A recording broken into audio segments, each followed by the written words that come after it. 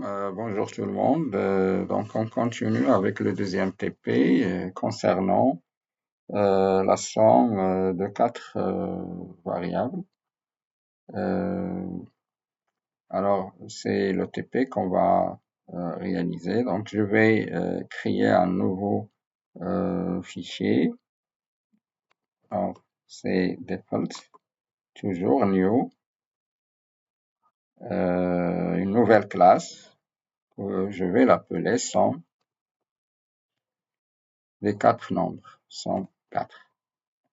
Alors, le programme consiste à récupérer quatre entrées à partir de clavier, de votre PC.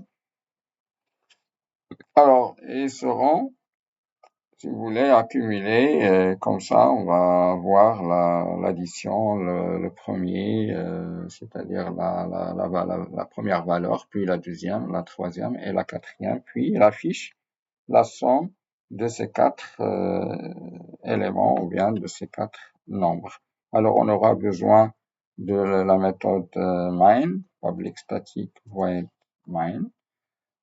C'est l'occasion aussi de terminer la notion de la dernière fois, c'est la classe clavier. Donc, je vais utiliser cette fois-ci, je vais récupérer les entrées à partir de la classe, des méthodes existent dans la classe clavier. Alors, j'aurai besoin des variables suivantes. Un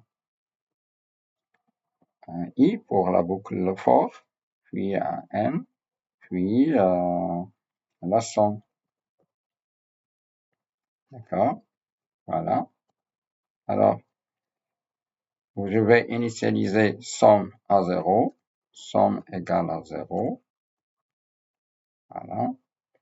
Et j'ouvre la boucle for i égale à 0, i, tant que i inférieur à 4. Bien sûr, i++. Voilà, qu'est-ce que je voudrais? Je voudrais récupérer les, si vous voulez, les entrées du clavier. Alors, je vais mettre n égale à clavier, point, lire, int, puisque int, si vous déclarez vos variables double, c'est double, lire double, ou bien lire float, ou bien lire line pour de texte, alors j'ai int. Très bien. Et qu'est-ce que je voudrais? Je voudrais écraser les valeurs entrant. Alors, somme égale normalement somme plus n, tout simplement. Alors, j'ai un n, int, parce que n n'est pas initialisé, mais je pourrais l'initialiser sans problème. Donc, voilà.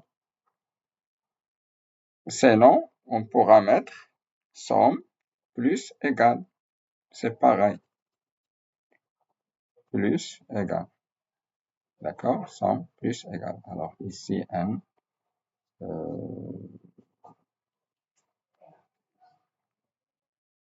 Je pourrais mettre n égale à 0. Comme ça, pour l'initialiser, tout simplement. D'accord? Donc, après récupération des quatre éléments, je sors de la boucle.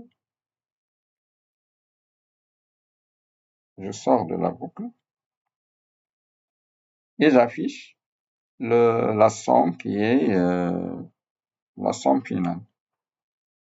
Alors, je dois mettre ceci dans la boucle. Les deux. Voilà. Maintenant, c'est en dehors de la boucle une sortie, la somme est plus somme. D'accord? Donc, j'exécute. Alors, regardez, 2 2, 2, 2. Alors, ça fait 8. 2 plus 2 plus 2 plus 2. D'accord? Alors, j'exécute de nouveau. J'aurais besoin d'un autre accolade pour la classe. RAM file. Alors, 6, 5, 2 et par exemple 8, 21. Alors 6 plus 5 c'est 11, 13 plus 8 c'est 21. Donc voilà pour ce petit exercice concernant l'addition de 4 éléments en utilisant la boucle for. Alors en utilisant aussi la méthode de clavier au lieu de scanner. Et le prochain TP, on va utiliser la méthode scanner.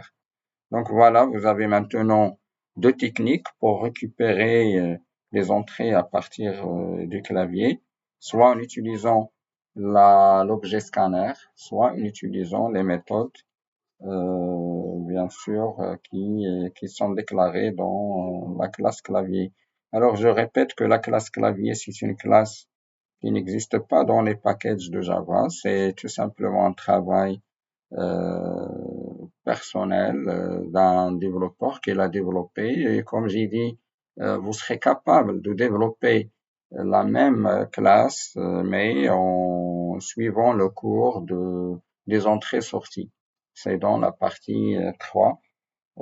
Vous allez voir ce cours des entrées-sorties, c'est très important qui vous permettra de communiquer avec l'extérieur, avec les disques, avec l'imprimante, avec pas mal de sorties telles que en utilisant des flux.